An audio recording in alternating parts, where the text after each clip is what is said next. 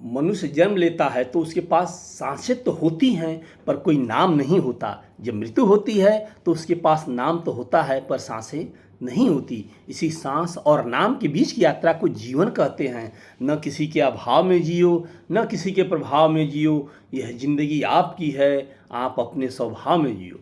हिंदुओं का मानना है गीता में जीवन की हर परेशानी का हल है और यह सही भी है। मन में कोई भी दुविधा हो, कोई भी सवाल हो या निर्णय लेने में किसी तरह का अंतर्द्वंद ही क्यों न हो, गीता के पास हर मुश्किल का हल है। बेशक यह ग्रंथ सालों पुराना हो, लेकिन आज के जीवन में भी किसी भी समस्या के समाधान और एक अच्छे और प्रभावशाली व्यक्तित्व के निर्माण में गीता की सीखों का सहारा लिया जाता है। पेश है गीता में कही गई ऐसी 5 बातें जिन पर अमल करने से आपको मिलेगी हर क्षेत्र में जीत। पहला है स्वयं का आकलन। गीता में कहा गया है कि हर व्यक्ति को स्वयं का आकलन करना चाहिए। क्यों करना चाहिए? क्योंकि हमें खुद हमसे अच्छी तरह और कोई नहीं जानता।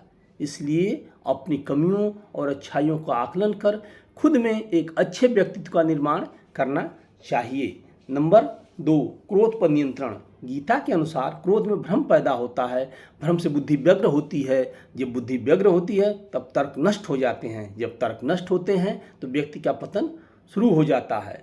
तो आप समझ ही गए होंगे कि किस तरह आपका गुस्सा आपको और आपके जीवन को प्रभावित कर नुकसान पहुंचाता है। इसलिए अगली बार जब भी आपको गुस्सा आए, खुद को शांत रखने का प्रयास करें और लंबी लंबी गहरी सांसें लें। नंबर 2, मन की माया।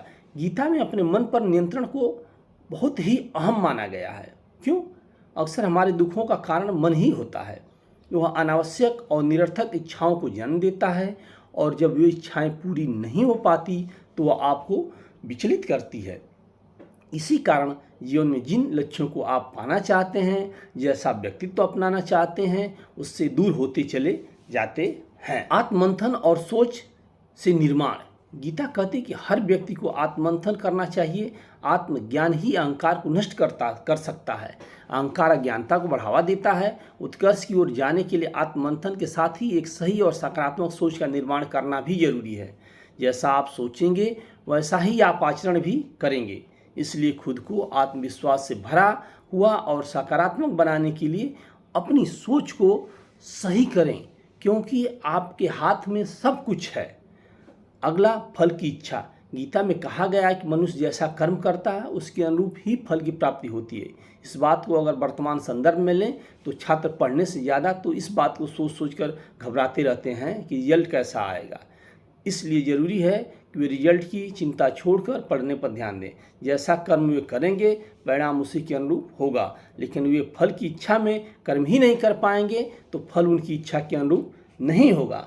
दोस्तों, इस वीडियो को लाइक करें, शेयर करें और चैनल को सब्सक्राइब कर लें ताकि आपको जीवन उपयोगी ज्ञान मिलता रहे और अधिक से अधिक लोगों तक इसको शेयर करें ताकि वो भी जीवन प्रति अपने जागरूक हों और इनको अपनाकर अपने जीवन में सफल हों। जय श्री कृष्ण।